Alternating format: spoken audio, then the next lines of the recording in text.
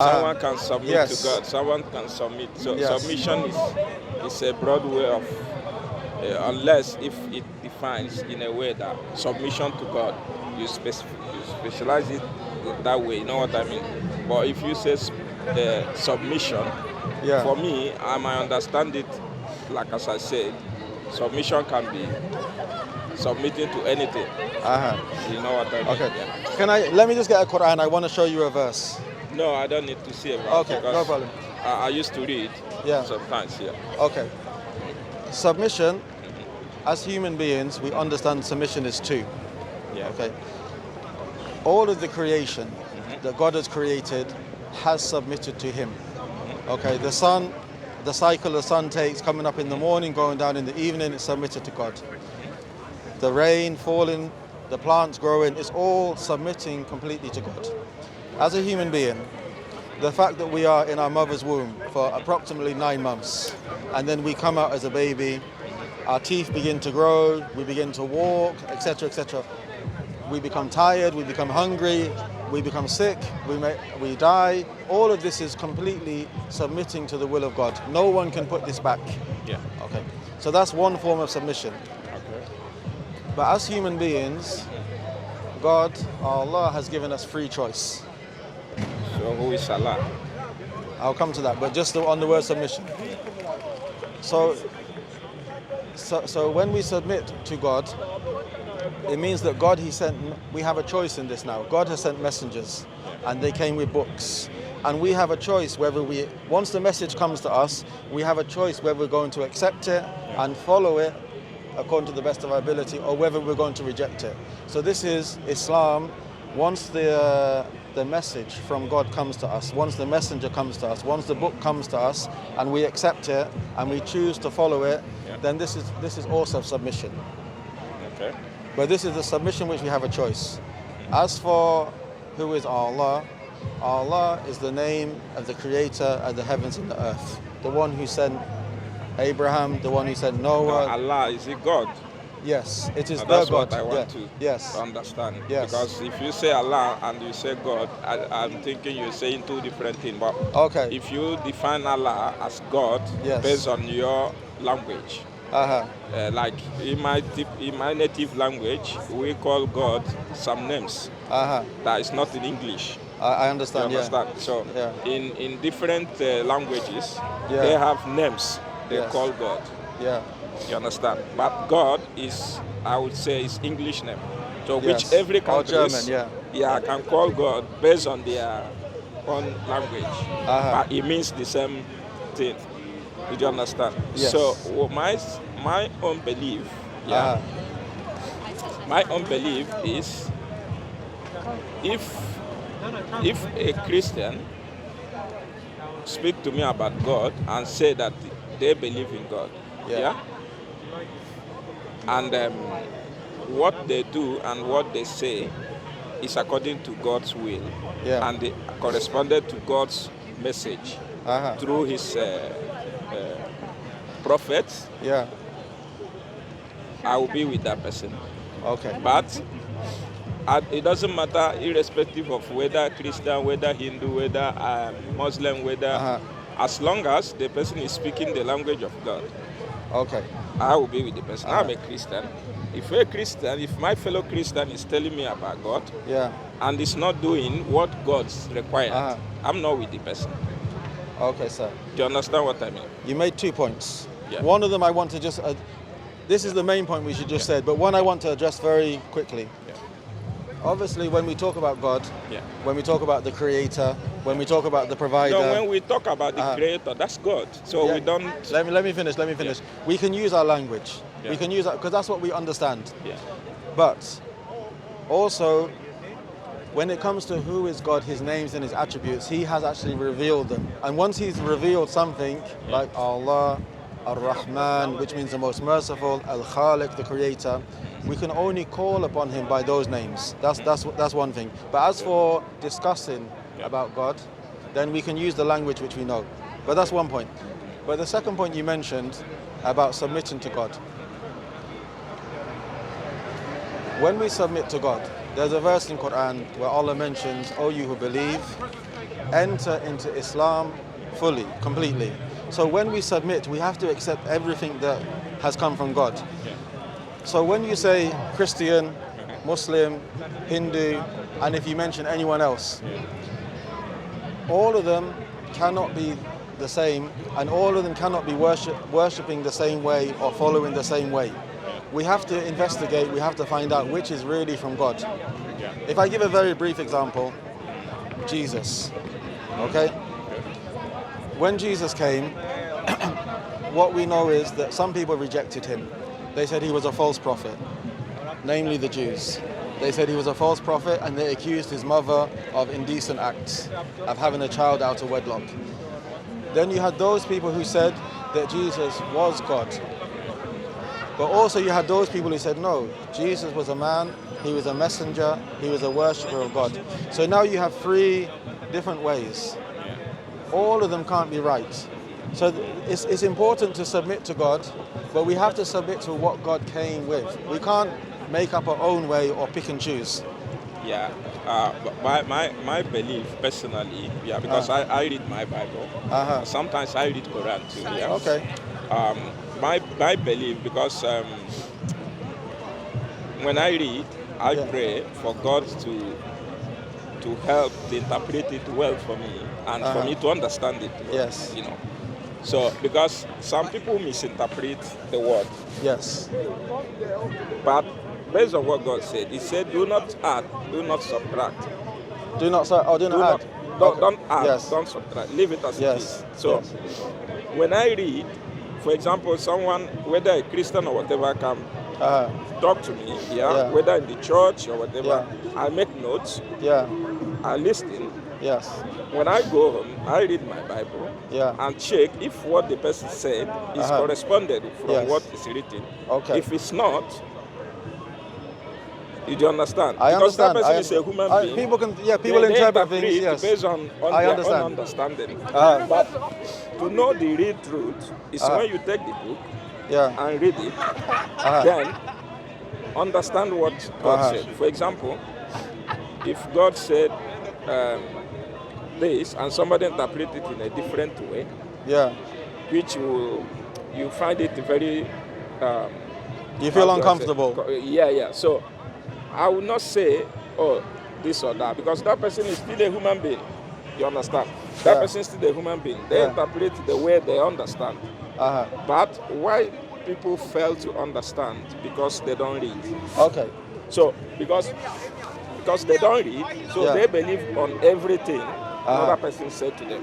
Okay. And they act on that. But if they can read, they will understand more. Okay. Understand? So for me, as I said before, as long as it's one God, like I'm from Nigeria, I can tell. I have a lot of Muslim friends during their festive period, Not only festive period, they used to Ramadan, Eid, etc. Not only that, on other days, more days, because we used to do exchange money, and in their quarters, because they have quarters every state, so in their quarters, that's where our shop is. So every evening or afternoon, they used to sit together and they eat together from one dish, like rice, whatever, So sometimes I will join them. That's good. When some people see me, they said, you know what I mean? Like, what's this guy doing? So it's like trying to differentiate being a Christian and eating with a Muslim. So some people find it like it's not right. But some people, based on the way they some people are uncomfortable with it. So some people understand it is very okay based on their own understanding. Because for me, I'm not seeing them as a Muslim or as a Christian. I'm seeing them as my fellow human being. They did nothing wrong to me. And you understand? Okay. So I can sit with them. We eat together. And how does God see them? And how does God see them, or Allah? No, what I'm saying is, I eat together with them. I understand, so I'm not trying to differentiate religion or this. The way I see it as They are my fellow human beings, which I have every right to associate with. Yes. The only time I will not associate with them is when I find that maybe someone is doing something very wrong or very bad. Do you understand? Yeah. So personally, I take it personally. Oh, maybe this guy is doing something wrong, which is not okay with whether God or whatever, you know. So I will do what? Thank you, sir. I will not associate myself.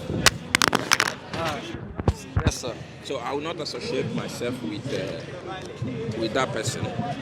So things like that. Yeah. Or if I noticed that food has been, if there is any sacrifice which is not of God before that food, you know, people do something like that. Yes. So I would associate myself from that. Okay. But apart from that, can I ask you? I have a question. Yeah. Okay. If a person is alive 2,000 years ago and he's following Moses, he's worshipping God, and he's following that which Moses came with, okay? And then Jesus comes. And when Jesus comes and says, I am a messenger sent by God, and God has commanded that you follow my way. And that person says, no, Moses came, God spoke to him on Mount Sinai, he brought a law. Moses is sufficient for me. I'm not going to follow Jesus. Do you think that this person has submitted and accepted the will of God? According to as I said, according to what the Bible said. God said, He promised to bring a Messiah. Yes. So, but the problem is, based on the understanding and the expectation of the Jews, they expect that Messiah to come in a different form. Yes. Do you understand? So now, according to the Bible, So when the messenger came, they couldn't recognize because the way they thought he would come is different way. And God have approved from the prophets what will happen when the Messiah will come, the signs they will have.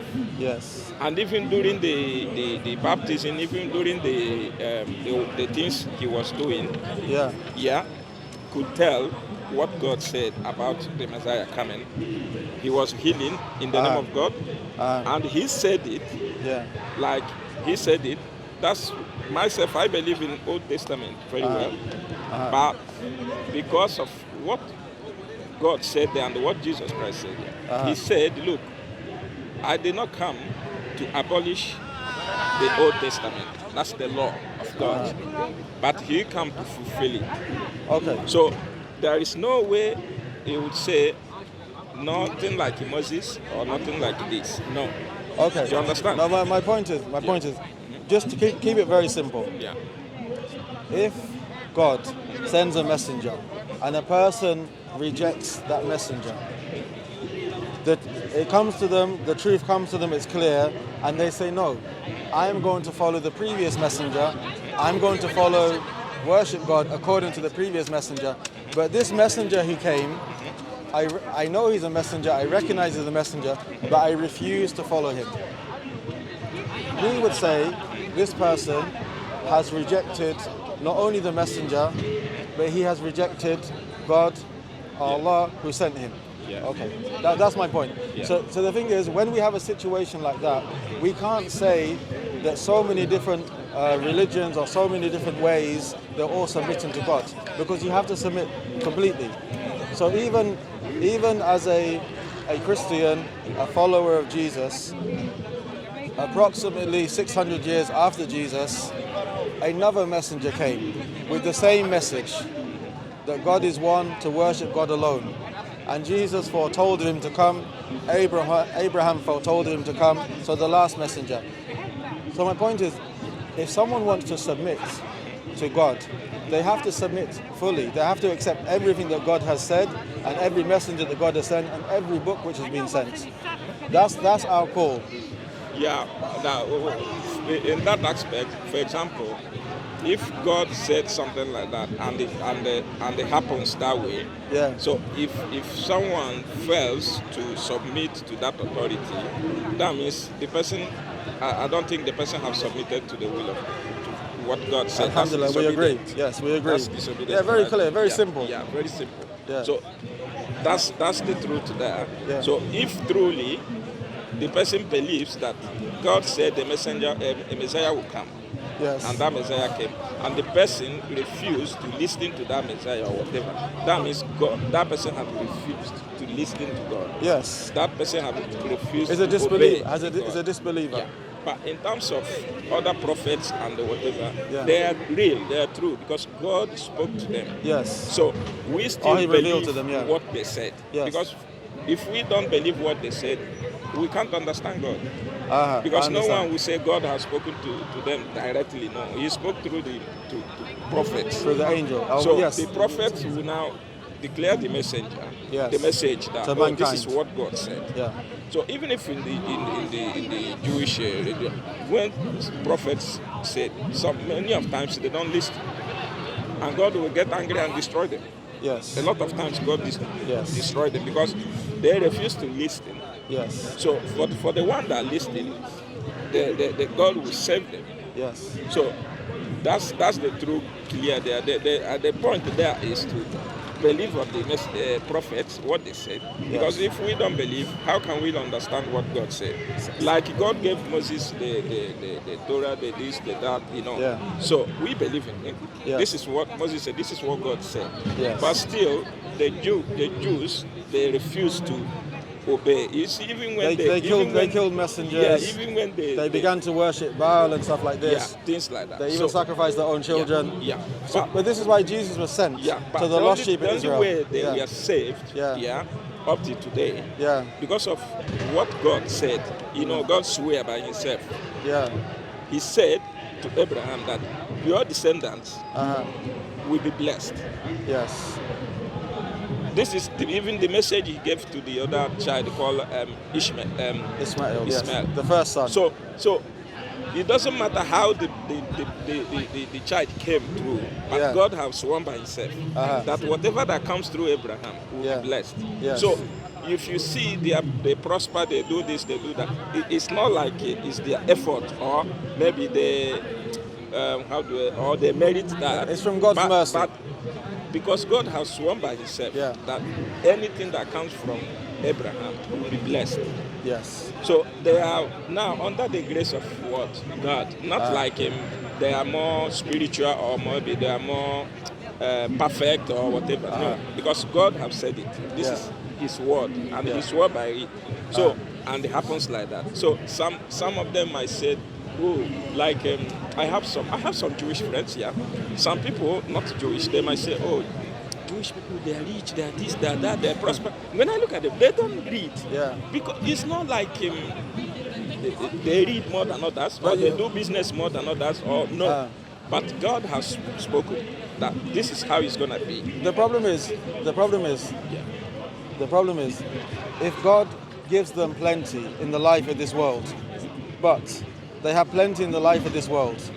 Okay, they're successful in a worldly aspect, but they rejected the Messiah sent to them, and then they rejected the final messenger, Muhammad sallallahu alaihi wasallam, who came from the line of Ismail, and they reject him. These people have been thrown out of the mercy of God. The relationship with the children of Israel was a contract. You have to do this, and God will do this for you. But if you break that contract, so Islam teaches, the Quran teaches very clearly, from the time of Abraham, his second son Isaac, then his grandson Jacob, God changed his name to Israel, and had 12 sons, All of the messengers, all of the prophets, David, Solomon, Zechariah, John the Baptist, up until Jesus, they all came from that family line. They all came from the children of Israel. But the last messenger, the Prophet Muhammad sallallahu alaihi wasallam, he came from the line of Ismail, still from Abraham. Let me explain. But when we look at all the previous messengers, They were all sent to a particular people, a particular time, a particular place. None of them were sent for all mankind. They were sent for the children of Israel. But when the last messenger came, the Prophet Muhammad sallallahu alaihi wasallam, he was actually sent for all mankind from that time until the last day, and there'll be no messenger after him. So the point I wanted to emphasize was when we say we submit to God, it has to be submitting to God by worshiping him alone, by accepting all his messengers. We can't accept some and reject some, and accepting all his books. So our call is that you do business with Muslims, so you get along with Muslims, but you need to submit to Islam. We believe in Jesus, yes, as a messenger. What did you call the other prophet Muhammad? What? Muhammad. So what, when we said somebody is a prophet, yes, what are the characteristics of a prophet? Okay. What do we know as somebody as a prophet? What are the Can I answer? Yeah. Okay. As a messenger, they're human beings, they're men, and they are chosen by God, they're selected by God, and they receive revelation. And this revelation, they are commanded, and it's responsible upon them to convey it to mankind. They themselves, the messengers, they worship God, they are not God, they are not divine, and they do not deserve to be worshipped. Only God is worshipped. That is the messenger. But in Islam, the messenger basically comes with three main tasks. One is to inform mankind who is God. So what are the message from Muhammad? What are the message, like, as I said, all the other prophets, when you read the Bible, the Old Testament, you see where God spoke to them. Yes. One after the other, yes, and they spread the message. Yes, that this is exactly what God said. This is what God said. Yes. So, but don't get me wrong. I have not got much what God said to Moses. Speak freely. To Muhammad. Yes. So I haven't got any word he spread to the people that this is what God said. Okay. So I have not seen it in any Bible. Let me answer you. Because that's where we know prophets. Okay, let me tell you. Firstly, because it's a big question, so I may need some time. Yeah. When it comes to the Bible, Muslims, Islam, the Quran teaches that there are previous messengers, okay, and they received revelation. So Moses, he received the Torah. David, he received the Psalms. Not only receiving, God spoke to him, and he will say to people of Israel, this is what God said. Yes, no doubt. When you mention all the prophets, you will see the message from God. Let me finish. Yeah. Let me finish, and then maybe you'll see my point. And then Jesus, he received a gospel. Yeah. Okay. And this message, basically the message of all the prophets was the same. As I mentioned, it's three things, including the last messenger, Muhammad sallallahu alaihi wasallam. Their message was, who is God? They taught the people who is God in terms of his names, his attributes, what God does, okay? That God alone deserves to be worshipped. He's the Almighty, he's the most merciful, the most forgiving, the all-knowing, etc. They taught who God was. Second, they taught how to get to God. What has God commanded? What has God forbidden? And also the messengers themselves, on this point, they were a practical example. And third thing, there's a lot of teachings of the messengers, but it can be summed up to these three, or these three is the foundation. The third one is, when we die and we go back to God, what is going to happen? When we go back to Allah, in terms of the Day of Judgment, or before that, what happens in the grave, the Day of Judgment, the paradise, the hellfire. So this was the message of all the messengers.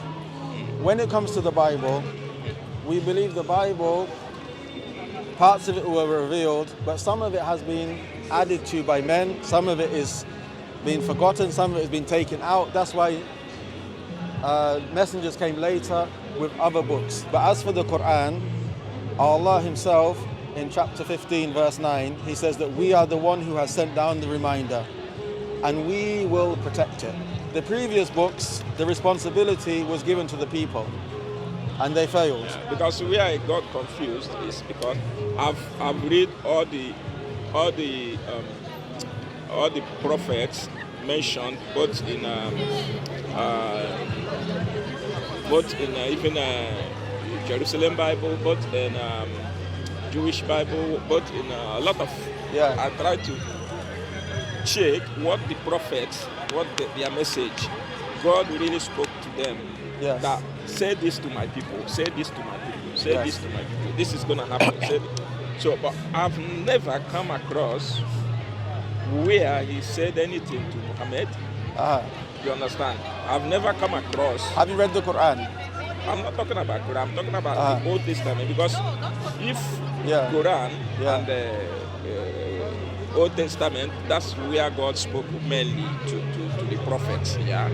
So there are things you will see that God spoke directly to the prophets. So what I'm saying is, but the problem in the Quran is direct speech of Allah to the last messenger to be conveyed to all mankind, and it's preserved. So what's the difference between the Old Testament and the Quran? Okay. Let me make it. I'm going to say three things. The Quran is the final revelation which has been preserved to this day. Okay. So Quran for us is the yardstick. If we have something in the Bible, for example, Allah, He saved the children of Israel from Fir'aun. He sent Moses to them and He took them out of Egypt. We accept this because the Quran confirms it. If we have something in the Bible, such as Jesus was crucified, we reject this because the Quran says very clearly in chapter 4, وَمَا قَتَلُوهُ وَمَا سَلَبُوهُ, that they did not kill him and he was not crucified him. Then so Allah can believe that? No, we don't believe it because the Quran has come as the Muhaymin alayh. Quran has come as the book to oversee and judge the previous books. They killed Jesus? No. They didn't kill him? No, we believe al-rafa Allahu ilayh, that Allah took him up. And before the day of judgment, he will come back again. He didn't crucify him? No, he didn't die for the sins of mankind, no. Okay. Yeah. So, what are other prophets in the Quran, apart from Muhammad? What are the other prophets? Mentioned in Quran, I believe 25 are mentioned by name, including Noah, Abraham, Moses, Jesus.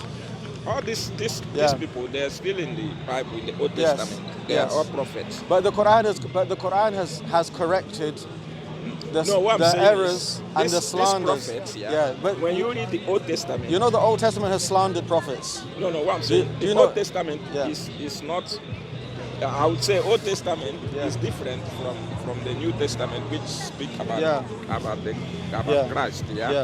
So what I'm saying, in the Quran, since Quran and Old Testament, they are different, right? Yes. So what are the names of the prophets in the Quran, including Muhammad? As I mentioned to you, Noah is mentioned, Abraham is mentioned, Moses is mentioned, Salih is mentioned, different messengers are mentioned. Old Testament. So I don't see anything different. Because we affirm them and we agree with their messages, but the Quran has corrected it. Because, for example, if you know the Bible, it's not even nice to repeat. You know the Old Testament, the messengers were the best of mankind. They were chosen by God. You know the Bible slanders them. You know the Bible accuses Abraham of being married to his own sister. But how often do you think God has spoken to Muhammad? How often do you think God spoke to Muhammad? Over a period of 23 years, yes. He spoke to Muhammad? Yeah, the Prophet ﷺ, he received revelation at the age of 40. He spoke to the people of Israel. So his message, which people did he spread the message? He spoke to Musa alayhi Moses directly. No. Yeah. My question is, when God spoke to the prophets, mainly he's talking to them about the Israelites. Yes. So, is there any way God spoke to Muhammad concerning the Israelites? Yes. Where? Okay. For one side point. I've got your point. One side point. In the Old Testament and in the New Testament, the only prophets mentioned are from the children of Israel, except those who became, like for example, Noah obviously was before the children of Israel. Abraham wasn't from the children of Israel, he came before that. But in the Quran it's very clear, وَلَقَدْ بَعَثْنَا فِي كُلِّ أُمَّةٍ رَسُولٍ. Allah said that we sent in every nation, every people, they received a messenger telling the people to worship God alone and avoid false worship. But also, so we don't just believe messengers were sent to the children of Israel. We believe messengers were sent to all people, because all people were created to worship God. But when the Quran informs about the children of Israel, it informs about the messengers who were sent to them. It is informed about those who rejected the messengers, those who killed messengers, those who changed the words of God with their own hands. It talks about those who accepted the messengers and they worship God and they were successful in this life. So it is covered. The children of Israel is mentioned a lot in Quran.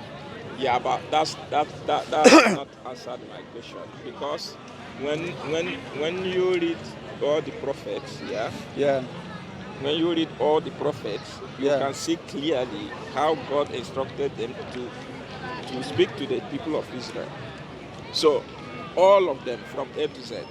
This is in Quran very clearly. So I have not seen where any message is sent to Muhammad to speak to them, because all the prophets they're mainly speaking to people of Israel. When they misbehave or when something wants to happen or whatever, God will speak to the prophets to speak to them. So I've never seen anywhere he spoke to in the Quran to Moses, to Muhammad to speak to the people of Israel. I've never seen where the people of Israel encountered Muhammad. In the name of this is what God said. Do you understand? Well, I'm not disputing Muhammad. I'm not. Do you understand? I can show you many places. I'm not disputing Muhammad. Do you understand? But what I'm saying is, based on evidence, I've not seen where God spoke to him direct that say to my people that this is gonna happen, this is gonna happen, this is gonna happen, this is gonna happen. But I have seen other prophets. I will show you where. You understand? So that's the thing. But but my point is, so you're asking a question, and then if I show you where God commanded the Prophet Muhammad sallallahu alaihi wasallam, or where Allah in Quran addressed the children of Israel directly, what will that do? What will that bring about in you? What will that do for you? Will that prove to you that Muhammad sallallahu alaihi wasallam is a messenger? Will that cause you to embrace Islam? No, I'm not saying he's not a messenger. You know, because I will not say no, because maybe I have not come across. You know what I mean. So, but for my own understanding, from what I read, all the prophets, all their names, I have not seen where God said to Muhammad that, say to my people this or that or that. So I have not seen. I have not seen it. It's mentioned numerous times, but I'll show you the first in the second chapter of Quran. Allah mentions from. That's the problem. But I don't see a problem. I won't say this it's is a problem. But second chapter, verse 40. It begins by saying, "Ya Bani Israel, udhkuru ni'matul lati afwan. Ya Bani Israel, udhkuru ni'mati allati an'amtu alaykum wa awfu bi ahdi ufi bi ahdikum wa iyaya farhabun. فآمنوا بما أنزلت مصدقا لما معكم ولا تكونوا أول كافر بي ولا تشتروا بآياتي ثمنا قليلا وإياي فاتقون." So here, the Quran which was revealed to the Prophet Muhammad sallallahu alaihi wasallam is clearly the Prophet sallallahu alaihi wasallam. He taught the people where Allah said, "O children of Israel, remember my favor upon you, and fulfill an awfu bi ahdi, fulfill the agreement, the covenant which I have, and the covenant will be fulfilled with you." It's a condition. If you fulfill what I've commanded you, then I will fulfill that which I promised you. If you truly fear me. Then the next verse says, and believe in believe in what I have sent down, meaning the Quran. The children of Israel were commanded to believe in the Quran, confirming that which you have with you with the Torah. The Quran itself, it affirms the Old Testament. مصدقا لما معكم, and do not be the first people to disbelieve in it. So Allah's warning them, do not be the people who disbelieve in it. Because the thing you have to understand is, the Prophet Muhammad sallallahu alaihi wasallam, he was born in the city of Mecca. He lived amongst the people of Mecca for 40 years. He could not read, he could not write, and they knew him as a trustworthy person. People would trust their belongings with him. So that everyone respected him. They did not consider him a liar. At the age of 40, the angel Gabriel came to him, and he received prophethood. He received revelation. He stayed in Mecca, the city of Mecca, for approximately 13 years. And then due to persecution, torture, some of the companions were killed, Allah gave them permission to go to the city of Medina, or Yathrib it was called. In Medina, at the time, there were 3 Jewish tribes. There were Jewish tribes there because from their books, they were expecting, they were waiting for a messenger to come. When he came, some of them, a very few, like Abdullah ibn Salam, they accepted him. They recognized that this is the messenger we've been told about, and they accepted him as the last messenger. But many of them, they rejected him. And the reason why they rejected him, they said, there is no way that we are going to follow an Ishmaelite. So the thing is, the Quran, this is one example, chapter 2, verse 40 and 41, and it continues actually addressing the children of Israel, and it talks about the crimes they committed. So, but the thing is as well, chapter 7, verse 158, Allah commands his messenger, قُلْ يَا أَيُّهَا النَّاسِ إِنِّي رَسُولُ اللَّهِ إِلَيْكُمْ جَمِيعًا. It's not only for the children of Israel. Allah commands his messenger, say to the people, O mankind, I am a messenger to all of you. So the previous messengers of Bani Israel, they were only sent to the children of Israel. Moses was only sent to the children of Israel. David was only sent to the children of Israel. Suleiman was only sent to the children of Israel. Jesus himself was only sent to the children of Israel.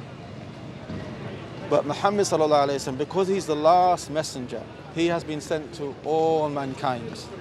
Whether the person is white, black, European, Asian, Arab, African, he is the last messenger, and it's upon all mankind to accept him. And that is the only way a person can submit. If a person says, I believe in all of the messengers, but I reject the last one, that person is a disbeliever. Okay.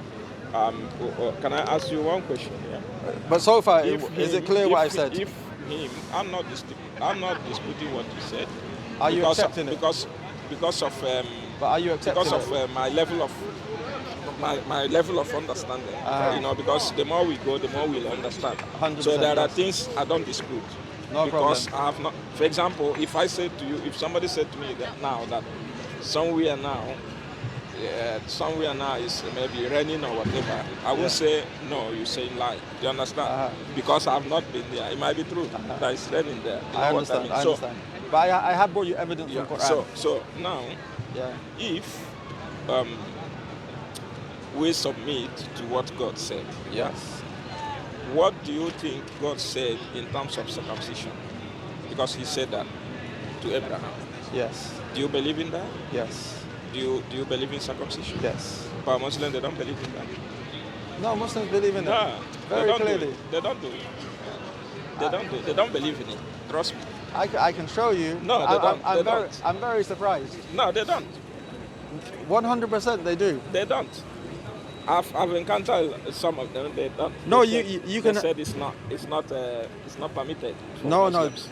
So I was surprised because God said no disrespect. These people are mistaken. But no, you don't need to. I take you from your word. If you Why? said yes. Why would you? You don't have to take it from me. No. Yeah. If you said yes, that's why I said to you that in terms of religion, some people interpret the way they want to and the way they feel that it's right for them. But in the book where it's written clearly, it's different thing. Do you understand what I mean? Yeah. So that's why I said to you that if I come across with a Muslim who believes in God and do what God requires of, and with the person, I can relate with the person, I can eat together with the person, I can do business with the person. Do you understand what I mean? But if I come across with somebody who pretended to be doing what God requires, but when you look at the person, he's not even doing it. So, irrespective of the religion, whether it's a Christian, whether it's a Muslim, I'm not with that person. Do you understand what I mean? Because my belief is, if someone is truly believe what God said and check the commandments, love another person, love your neighbor. Your neighbor is not just somebody you live with or whatever. Love mankind. You know, don't kill, don't do this, don't steal, don't. So if someone can obey, I would say I'm with the person. But if someone claimed to be a Christian or to be a Muslim or to be a whatever, and the person is not doing what God required, I'm not with the person. I don't care what religion the person is. But let me tell you, if you have a Christian, okay, this Christian is very honest in their dealings. They take